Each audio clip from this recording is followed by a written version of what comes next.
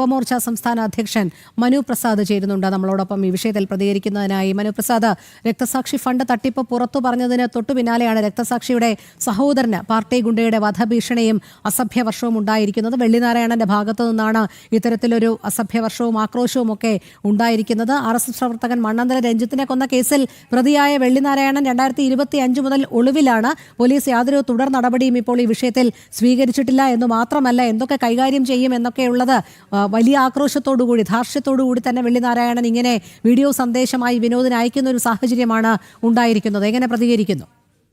കേരളത്തിൽ communist party എന്ന് പറയുന്നത് അറിയപ്പെടുന്ന ഒരു കൊള്ള സംഘമാണ് എന്നുള്ളത് എല്ലാവർക്കും നന്നായിട്ട് അറിയാവുന്നതാണ്. നാട്ടിലുള്ള മുഴുവൻ ആളുകളെയും കൊന്നും ഭീഷണിപ്പെടുത്തിയുമാണ് അവരുടെ രാഷ്ട്രീയ പ്രവർത്തനം അവർ ഈ നാട്ടിൽ നടത്തിക്കൊണ്ടിരിക്കുന്നത്. എല്ലാ മേഖലയിലും ആളുകളെ ഭയപ്പെടുത്തി ഇല്ലാതാക്കി കൊന്ന് ഇല്ലാതാക്കിയും ഒക്കെയാണ് അവർ രാഷ്ട്രീയ പ്രവർത്തനം നടത്തുന്നത്, വിജയിക്കുന്നതിന് വേണ്ടിയിട്ടുള്ള ശ്രമങ്ങൾ നടത്തുന്നത്, കള്ളവോട്ട് നടത്തി ജയിക്കാനുള്ള കാര്യങ്ങൾ നടത്തുന്നത്, ബിസിനസ് നടത്തുന്നത് എല്ലാം തന്നെ ഈ കൊട്ടേഷൻ സംഘത്തെ ഉപയോഗപ്പെടുത്തിക്കൊണ്ടാണ്. പാർട്ടി തന്നെ ഒരു കൊട്ടേഷൻ സംഘമായി മാറിയിട്ടുണ്ട് എന്നുള്ളത് നമുക്ക് എല്ലാവർക്കും നന്നായിട്ട് അറിയാവുന്നതാണ്. ഇപ്പോഴത്തെ പ്രശ്നം അതിനുള്ളിൽ നിന്ന് തന്നെ പല കാര്യങ്ങളും പുറത്തു വരുന്നുണ്ട്. രക്തസാക്ഷികളെ ഉണ്ടാക്കുക, അതിനു വേണ്ടിയിട്ട് പരിശ്രമം നടത്തുക, രക്തസാക്ഷി ഉണ്ടായിക്കഴിഞ്ഞാൽ അവർക്ക് വേണ്ടി ഫണ്ട് പിരിക്കുക, ആ പിരിവെടുത്തുകൊണ്ട് പാർട്ടിയും നേതാക്കളും വളർന്നു വരിക എന്നുള്ളതാണ് അവരുടെ സമീപനം. ഇപ്പോൾ അതിനുള്ളിൽ നിന്ന് തന്നെ പല വിമർശനങ്ങളും പുറത്തു വരുന്നുണ്ട്, പല കാര്യങ്ങളും പുറത്തു വരുന്നുണ്ട്. അത് തുറന്നു പറയാൻ പലരും തയ്യാറാകുന്നുണ്ട്. അവരുടെ ശീലം അങ്ങനെയാണ്, അവരുടെ രീതി അങ്ങനെയാണ്. ആളുകളെ കൊന്നും ഭയപ്പെടുത്തിയും ഇല്ലാതാക്കിയും മുന്നോട്ട് കൊണ്ടുപോവുക എന്നുള്ളതാണ്. ഇന്ന് അതിനെ പ്രതിരോധിക്കുന്ന തരത്തിൽ കേരളത്തിൽ വലിയ സംവിധാനമുണ്ട്. ജനാധിപത്യ സംവിധാനത്തിൽ വിശ്വസിക്കുന്ന ജനസമൂഹം അതിനെല്ലാം തള്ളിക്കളന്ന് അതിജീവിച്ച് മുന്നോട്ട് വരുന്ന സാഹചര്യമുണ്ട്. എന്നാൽ ഇന്ന് അതിനെ പുറത്തു പറയാൻ ധൈര്യം കാണിക്കുന്ന ചിലർ അവരുടെ ഉള്ളിൽ നിന്ന് വരുന്നുണ്ട്. അവർ അനുഭവിക്കുന്ന പീഡനങ്ങൾ, അവർ അനുഭവിക്കുന്ന ദുരിതങ്ങൾ, ഇതൊക്കെ പുറത്തു പറയാൻ തയ്യാറാകുന്നു, മാധ്യമങ്ങളോട് പറയാൻ തയ്യാറാകുന്നു. അങ്ങനെ തയ്യാറാകുന്നവരുടെ കൊല്ലും കൊലവിളിച്ചും ഇല്ലാതാക്കുക എന്നുള്ളത് അവരുടെ ശീലമാണ്. ആ ശീലമാണ് ഇന്ന് പുറത്തു വരുന്നത്. ഞങ്ങൾക്ക് പറയാനുള്ളത്, ഇനിയും ഭയപ്പെട്ട് അതിൽ കടിച്ചു തൂങ്ങി അവർക്കിടയിൽ ജീവിക്കാൻ വിധിക്കപ്പെട്ട് കിടക്കുന്ന ഒരു വിഭാഗമുണ്ട് സഖാക്കൾ എന്ന നിലയിൽ.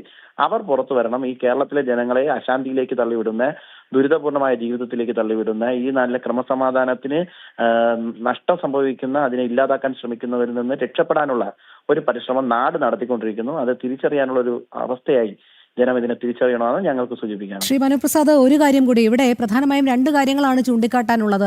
രക്തസാക്ഷി ഫണ്ട് തട്ടിപ്പടക്കം നടത്തി CPM കടുത്ത പ്രതിരോധത്തിലായിരിക്കുന്ന സാഹചര്യം.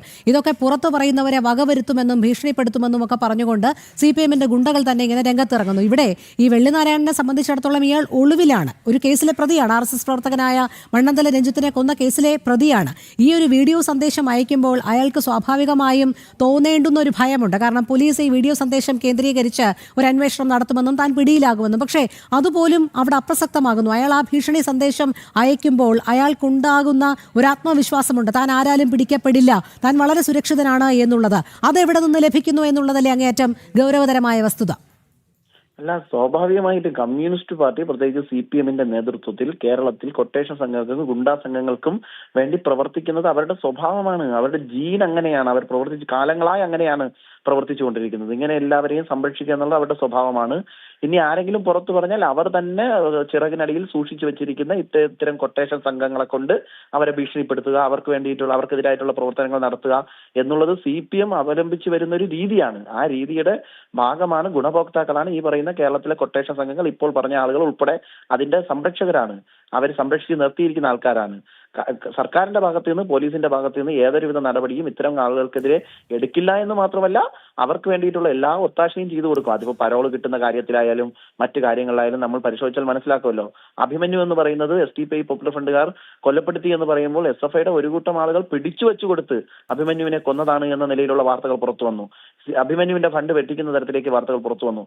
അപ്പോൾ CPM എന്ന് പറയുന്നത് രക്തസാക്ഷികളെ ബോധപൂർവം ഉണ്ടാക്കുകയും ഉണ്ടാക്കുന്ന രക്തസാക്ഷികളെ സമൂഹത്തിൽ അവതരിപ്പിച്ച് അവരിൽ നിന്നും ഫണ്ട് പിരിക്കുകയും ആ ഫണ്ട് പിരിച്ചുകൊണ്ട് കൊട്ടേഷൻ ഗ്യാങ്ങുകളെ തീറ്റിപ്പോറ്റുകയും ചെയ്യുന്ന സംഘടനയാണ് കേരളത്തിലെ CPM എന്ന് പറയുന്നത്.